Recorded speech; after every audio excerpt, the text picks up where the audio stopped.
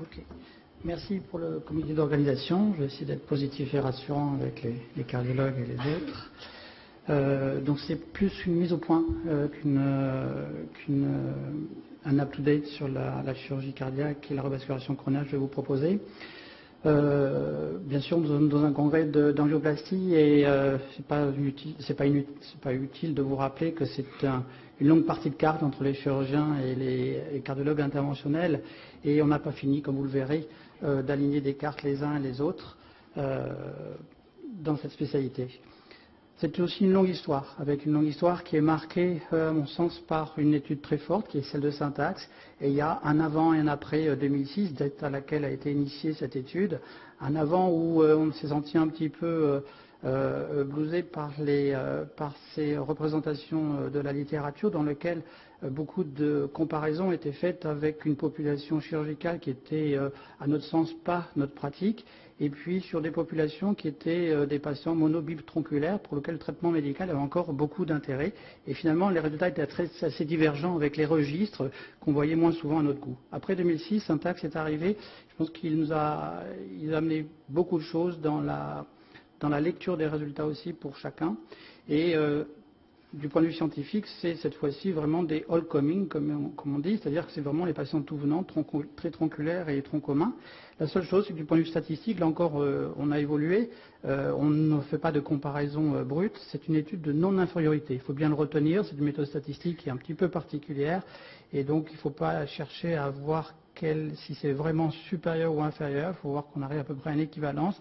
Et il faut voir vraiment ce qu'on va perdre ou on va gagner d'un côté ou de l'autre. Donc l'information aux patients sera très importante. Ensuite, c'est un petit peu le sujet. Est-ce qu'encore dans ces études, est-ce qu'on est vraiment actuel? Vous savez que les cardiologues évoluent beaucoup avec leur stent et leur stent actif. Nous aussi, on évolue un petit peu et on a eu verré dans cette présentation des sentiments aussi mitigés quant à l'utilisation de la chirurgie qui a été faite même pour Syntax. Alors Syntax, je ne vais pas vous rappeler juste les résultats. Les résultats ont montré des divergences qui étaient nettes en termes de recours à de nouvelles revascularisations à distance. Et là, c'était à 1 an entre la chirurgie et l'angioplastie. En termes de comorbidité induite, là encore à 1 an, les divergences étaient importantes en termes de revascularisation et en termes d'angioplastie. À 5 ans, ces résultats se confirment à peu près, sauf que la mortalité est assez pincée, mais les courbes commencent à se diverger et nous, en chirurgie, on a tendance à évaluer ces résultats plutôt à très long terme. Donc on reste optimiste sur nos résultats fournis, malgré les techniques chirurgicales qu'on va revoir. Et en termes de recours à la revascularisation à nouveau, vous voyez que les écarts sont marqués de la même façon qu'en termes d'événements cardiovasculaires de MACE. Pourquoi? Je crois que c'est la diapositive la plus importante de cette présentation, parce que quand on regarde les lésions que l'on va traiter, actuellement le plus souvent ce sont des lésions qui sont tritronculaires, et ces lésions sont souvent donc sur les troncs épicardiques proximaux. Elles sont multiples dans leur nombre, mais aussi elles sont plus ou moins longues. Et l'avantage de la chirurgie, c'est qu'elle traite quelle que soit la complexité de la lésion. Ça, nous, on n'a pas à se soucier s'il y a du rotablator, pas de rotablator, si c'est long, il y aura 2, 3 stents, non. De toute façon, on les court-circuite toutes, et c'est un énorme avantage de la chirurgie. D'autre part, c'est de la prophylaxie quelque part. C'est pour ça qu'on ne va pas revoir les patients de chirurgie, ou en tout cas le moins possible, dans la mesure où le boulot a été bien fait, parce qu'une fois que le pontage a été fait, que ça évolue sur la lésion initiale, ou que ça n'évolue pas, ou que ça s'étende, qu'il y ait une lésion de nouveau, c'est plus le problème. C'est le gros avantage de la chirurgie, c'est pour ça sans doute que la discussion sera encore longtemps ouverte. En comparaison de ça, l'angioplastie, elle va traiter la lésion selon sa complexité et il n'y aura pas de traitement prophylactique, il faudra revenir. Enfin, la revascularisation est-elle complète? C'est la question qu'on peut se poser. Il y a eu quand même plusieurs études qui montraient que dans le all coming, encore une fois, ce n'était pas toujours complet, même si les cardiologues travaillent beaucoup à ce sujet-là. Alors les conséquences, ce sont les recommandations actuelles. Vous voyez que pour la chirurgie, ce sont des recommandations de classe 1, dans la mesure où ce sont des lésions qui sont tritronculaires ou des lésions du tronc commun, et dans la mesure où les lésions sont compliquées, c'est-à-dire que ce sont des syntax scores qui sont supérieurs à 22. Pour l'angioplastie, par contre, vous voyez qu'on tombe dans des créneaux qui sont moins souhaitables dès lors que les syntax scores sont élevés, ou alors que les lésions sont des lésions de tronc commun avec en plus une coronaire droite et des lésions compliquées. Effectivement, il y a tritronculaire et tritronculaire, et ça se comprend parfaitement. Il y a des patients pour lesquels en fait, les lésions seront très simples à traiter en angioplastie, mais avec 2-3 stents sur des lésions tritronculaires. Par contre, il y en a d'autres qui seront beaucoup plus compliquées et pour lesquelles il est évident que la chirurgie apportera un bénéfice nettement supérieur. Après, ces études-là ont été faites, là encore, avec des disparités quant aux techniques utilisées. Et c'est ce sur quoi on va plus insister. Vous voyez, ça, c'était dans l'étude de Syntax. On a comparé en fait ce qui se faisait en France et ce qui se faisait en dehors et qui correspondait au plus grand nombre de patients inclus dans l'étude, plus de quasiment 800 patients, en comparaison des 100. Et vous voyez que chez les Américains, il y a beaucoup plus de cœurs battants. On verra l'impact que ça peut avoir. En termes de revascularisation par une artère mammaire interne, là c'est à peu près comparable. Par contre, deux artères mammaires, vous voyez que chez les Américains c'était très peu répandu et la comparaison a été faite là-dessus. Donc ça pose des soucis pour nous d'interprétation et d'optimisme aussi. En effet, qu'est-ce qu'il en est de la chirurgie actuelle?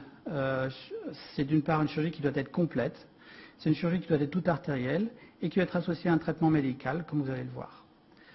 Les techniques, elles ont évolué dans ce sens-là en chirurgie. D'abord, ça a été un prélèvement squelettonisé. C'est apparu il n'y a pas si longtemps que ça. C'est M. Picard de Saint-Joseph qui l'a formulé. Et ça nous a permis de travailler beaucoup plus sur nos greffons. On ne se retrouve pas avec des pellicules qui comportent l'artère et la veine. Là, on n'a que l'artère et ça nous permet d'être beaucoup plus plastique sur son utilisation. D'autre part, on va utiliser deux de ces artères. Ça nous donner encore plus de marge pour faire des montages différents et réussir à couvrir une vascularisation qui sera totale et en artère. En effet, une artère, c'est mieux que les veines. Deux artères, vous verrez que c'est mieux qu'une artère. Et trois artères, c'est encore supérieur à artère et veine. Il faut vraiment être tout artériel. Si on regarde ce que deviennent les greffons veineux, ça suit exactement l'évolution de la survie des patients qui ont été opérés. Et vous voyez que le taux d'attrition n'est pas très bon pour ces veines. À 20 ans, c'est plus de 36% de greffons qui ont disparu. En plus, il y a un taux d'occlusion précoce qui est loin d'être nul. Ça, c'est une étude qui a été faite sur l'utilisation de la protéine à son époque, et juste en regardant le groupe placebo. Donc c'est vraiment en dehors de l'utilisation du produit en lui-même. Vous voyez qu'on a un taux d'attrition précoce qui est l'ordre de 10%. C'est énorme. Ensuite, on a utilisé d'autres techniques pour les veines pour essayer d'être moins agressif avec nos patients en utilisant de la vidéo et en faisant juste une incision à la cheville ou à l'origine du genou pour remonter jusqu'au niveau du creux de l'aine. Et vous voyez que chez les patients dans le groupe contrôle, même eux, il y a un taux de défaillance du greffon précoce qui est de l'ordre de 25%. C'est énorme. On ne peut pas accepter ça. En sachant en plus que sur les grandes études américaines, quand je dis grande, c'est parce qu'il y avait beaucoup d'effectifs. La comparaison avait déjà été faite entre l'utilisation d'une seule artère et de deux artères et a été largement significative en faveur de plus de survie et nettement moins de réopération. De la même façon chez les patients qui avaient des grosses dysfonctions ventriculaires gauche ou encore chez les patients qui sont diabétiques. De la même façon. Ensuite, utiliser plus de deux artères, utiliser un tout artériel, là encore sur 15 ans maintenant, donc avec un très fort recul, et c'est ce que je pense qu'on observera sur les courbes de Syntax, cet écart va se creuser, et clairement, là, en comparant une artérialisation tout artérielle versus une artère mammaire plus des greffons veineux, l'écart, il est largement significatif. Là encore, le tout artériel est largement devant. Donc là, il faut optimiser nos greffons artériels maintenant. C'est ce qu'on s'emploie à faire. On utilise plus d'anastomose séquentielle, on utilise des greffons libres et éventuellement des pontages coroconariens, ce qui nous fait des montages qui sont soit sur un pellicule, soit sur deux pellicules, soit sur trois pellicules. Alors en quoi ça consiste? En pratique, donc on va, après avoir ouvert le sternum, on va progressivement décoller cette artère mammaire, on va le faire de façon beaucoup plus fine que ce qu'on le faisait auparavant, pour arriver à avoir vraiment que l'artère. Donc ça nous oblige à clipper branche par branche, ça prend un petit peu de temps, c'est fastidieux, mais il faut prendre le temps, ça prend en moyenne une bonne heure pour sortir les deux artères mammaires plus l'artère radiale éventuellement, et on arrive à ce vaisseau-là.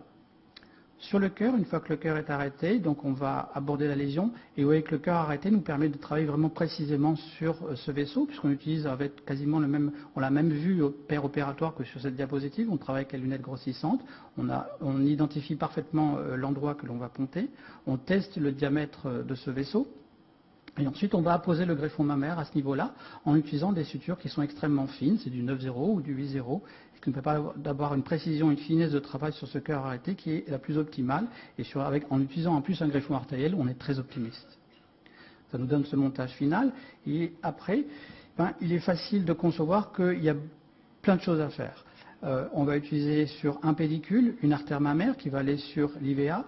On va y greffer éventuellement un segment d'artère mammaire interne gauche ou alors un segment d'artère mammaire interne droite pour réaliser ce montage qui est en Y, qui va se brancher sur le réseau latéral. Et éventuellement, on peut faire ça seulement avec l'artère mammaire interne gauche et puis utiliser l'artère mammaire interne droite en faisant soit un greffon choro-coronaire, soit alors en étant doublement pédiculé. Ce sont l'ensemble de ces montages que l'on va avoir. Donc sur un seul pédicule, c'est le classique montage en Y. Ou alors sur deux pédicules, on va faire passer l'artère mammaire interne droite directement sur le réseau gauche ou sur le réseau droit. Et la mammaire interne gauche sera disposée en Y sur le réseau gauche. Et ensuite, on peut faire donc d'autres variations. On utilise un greffon radial sur le réseau marginal et avoir sur trois pédicules donc une mammaire interne gauche sur la droite, une mammaire interne gauche sur l'IVA et une radiale sur le réseau latéral. On peut même utiliser la radiale pour faire un Y sur l'artère mammaire interne gauche.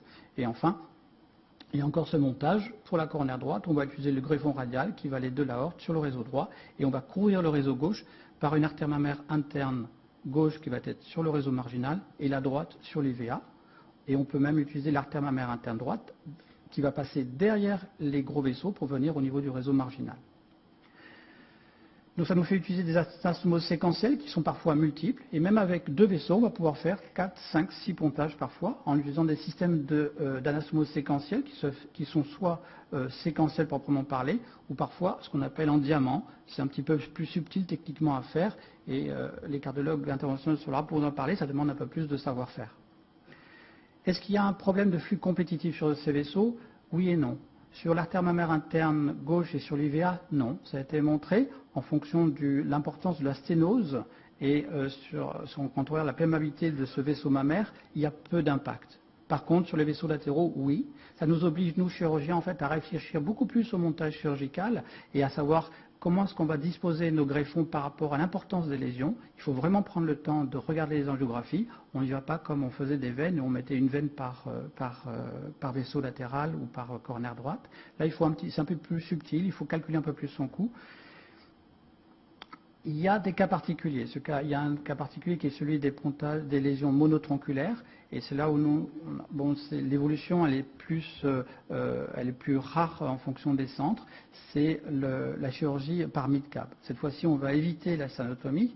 On va utiliser une courte thoracotomie droite par laquelle on va faire un prélèvement mammaire interne qui se fait malheureusement encore toujours à thorax ouvert parce qu'on a la nécessité de mettre les clips un par un et en vidéo on ne peut pas se permettre de mettre un instrument, de ressortir, de remettre un instrument et la pince à clip automatique adaptée n'existe pas encore.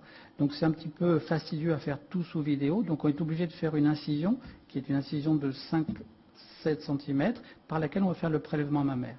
Et ensuite, alors ce qui est décrit actuellement, c'est à cœur battant d'aller immobiliser par cette courte incision le segment d'IVA et d'aller ponter en utilisant ce greffon mammaire. Ça a été comparé à la angioplastie dans ces lésions monotronculaires et le bénéfice il est mitigé, c'est-à-dire que c'est à peu près équivalent. Alors quand ce sont des lésions qui sont accessibles à l'angioplastie, c'est tout à fait discutable, c'est quand même beaucoup plus agressif. Par contre, quand ce sont des lésions occlues, ça peut être tout à fait intéressant. Là, c'était en termes de mortalité, en termes de besoin de réopération. Encore une fois, on retrouve ce même avantage de la chirurgie dans la mesure où on traite des lésions, quelle que soit leur complexité, quelle que soit la longueur, il y a toujours en termes de besoin de réovascularisation un avantage de la chirurgie. Il y a des petits problèmes techniques quand même. Il faut avoir une certaine expertise, ça reste un métier artisanal. Il faut faire attention à ne pas avoir de plicature, c'est moins bien contrôlable sous vidéo. On peut avoir parfois une méprise sur le vaisseau que l'on va ponter, et vous connaissez tous l'histoire de vaisseaux mammaires internes qui ont été disposés sur une diagonale et non pas sur une IVA. Et puis, on contrôle moins bien parfois les vaisseaux collatéraux de la mammaire interne gauche. On peut avoir, lors du prélèvement, de laisser une première artère intercostale qui va donner ensuite un vol coronaire sur ce greffon, et c'est parfois préjudiciable. Donc il y a vraiment une courbe d'apprentissage et il est important de bien apprendre cette technique-là pour la maîtriser et la proposer à ses patients. L'approche hybride, je n'ai pas grand-chose à vous montrer. J'espère qu'au prochain SATAX, on le fera. C'est quelque chose, à mon avis, qui a de plus en plus sa place compte tenu de la maturité des stents actuels et de la chirurgie. Ensuite, cette revascularisation actuelle, elle doit être complète. En effet, le caractère complet est très important. Là, c'est une courbe qui comparait 2 greffons mammaires et complets versus 2 greffons et incomplets, et ensuite un seul greffon complet, un seul greffon incomplet, et ensuite en utilisant des veines, et vous voyez qu'il n'y a pas photo. C'est sur un échantillon qui est très important, celui de grands centres américains, et avec un recul de 20 ans. Donc encore une fois, je crois qu'il faut adapter sa chirurgie actuellement, c'est du tout artériel et c'est du complet. C'est le problème du cœur battant. Le cœur battant, vous voyez, c'est une technique pour laquelle on va utiliser des artifices sur lesquels on va immobiliser la zone de travail en manipulant le cœur dans un sens ou dans l'autre. Et parfois dans des positions un petit peu extrêmes, ce qui fait que l'accès aux réseaux marginaux bas et aux droites et distales n'est pas forcément simple. Et il y a une déstabilisation dynamique qui va faire que ce n'est pas toujours tenable, ou en tout cas il faut se dépêcher. Alors, je ne sais pas si j'aurai le temps de passer ce film. Alors je vais aller vite. Je vais l'avancer pour vous montrer un petit peu. Là, c'est une IVA donc, qui est immobilisée, que l'on va ponter en ayant mis un shunt intracoronaire et une petite compression en amont. Et vous voyez qu'avec le système de stabilisateur, on immobilise parfaitement la zone de travail et on arrive à travailler confortablement. Par contre, quand on aborde le réseau latéral, là, vous voyez qu'on est dans une situation hémodynamique qui est déjà plus précaire. Certes, on a l'IVA qui est perfusé par le nouveau greffon, mais par contre, le cœur est totalement luxé. Il est tenu par ce système de Starfish, qui est une pompe, une aspiration à la pointe du cœur, qui nous permet de lifter le cœur sans avoir le poids des cavités sanguines qui le compromettraient plus. Mais quand même, vous voyez que ce n'est pas optimal. Hein. Il faut avoir un certain confort pour faire des anastomoses fines. Et le cœur battant, il est clair qu'il peut pécher de ce point de vue-là. C'est ce qu'on voit dans des études dans une reprise de la littérature récente, où si on compare le off-pompe versus le on-pompe, il reste quand même un net avantage en termes de mortalité à long terme en faveur du on-pompe, tout simplement parce qu'on est plus complet et qu'on fait du meilleur boulot. Après, ça reste un métier d'artisan, il y en a qui se débrouillent très bien avec, tant mieux, mais je crois que si on doit généraliser ça de façon plus extensive, il faut être prudent. D'autre part, on a évolué sur la CEC. On utilise maintenant des mini-CEC qui sont beaucoup plus performantes, beaucoup moins agressives. Ce sont des shunts qui sont très simplifiés et miniaturisés, pour lesquels le taux de transfusion a nettement diminué de façon très significative, et ça, en ayant eu même un impact en termes de mortalité. Il y a beaucoup moins d'hémodilution. C'est un net progrès, les circuits sont beaucoup plus compatibles et les oxygénateurs sont beaucoup plus performants. Je voudrais insister sur le traitement médical adjuvant. Sur les études qu'on a vues, Syntax et les prochaines à venir, il y a une nette différence dans le groupe médical et chirurgical en termes de traitement médical alors qu'on traite la même maladie. Quand on regarde l'utilisation d'aspirine ou même des autres antiagrégants plaquettaires, il n'y a pas photo, c'est significatif partout. Le groupe chirurgical, il n'est pas traité. Pourtant, on traite la même maladie. En termes de prévention secondaire, que ce soit sur les AVC, que ce soit sur la récidive de la maladie ailleurs, le groupe chirurgical se trouve forcément défavorisé pour le même type de malade, puisqu'il s'agit toujours des mêmes patients, tronculaires et tronc commun. Même sur l'utilisation des statines, alors que ça a été largement démontré. Et ensuite, sur les bêta-bloquants et autres traitements de médicaments de l'insuffisance coronaire, là encore, le groupe chirurgical est défavorisé. Je crois qu'on a un net progrès à faire là-dessus.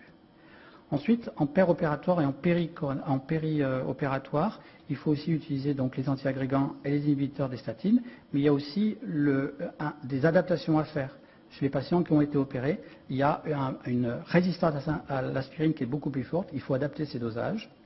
Et enfin, en termes de glycémie, que ce soit chez le patient diabétique ou non diabétique, il est important d'adapter.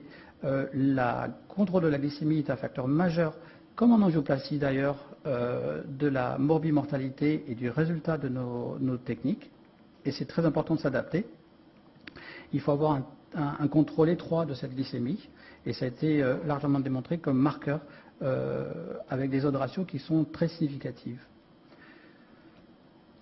Ça, d'autre part, donc ça a un impact sur les complications, que ce soit en termes d'infection pulmonaire, de complications rénales ou digestives. À titre d'exemple, sur la dernière année écoulée, sur une centaine de patients, vous voyez qu'en termes de transfusion, en utilisant des mini-CEC, on est seulement à 14%. En termes d'infection, on est à moins de 1%. Et en termes d'AVC, on est proche de 0% quand on utilise les AVC permanents. Donc vous voyez, et plus de 2 tiers des patients n'ont pas de complications. On est sur le même type de population que les angioplasties. Donc en conclusion, pour nous, la chirurgie, ça reste un mode de revascularisation du traitement tritronculaire et tronc commun, surtout s'il est diabétique et si les scores de syntaxe sont élevés, mais à condition que la chirurgie soit complète et toute artérielle. Il faut discuter bien évidemment cas par cas. Je crois que c'est un des gros apports de syntaxe, évidemment. Et puis, il faut évidemment prendre en charge de façon globale la maladie, de façon durable. Et je crois que nous, il ne faut pas nous épargner l'usage dans le suivi des statines, des antiagrégants et des médicaments de l'ischémie myocardique. Je vous remercie.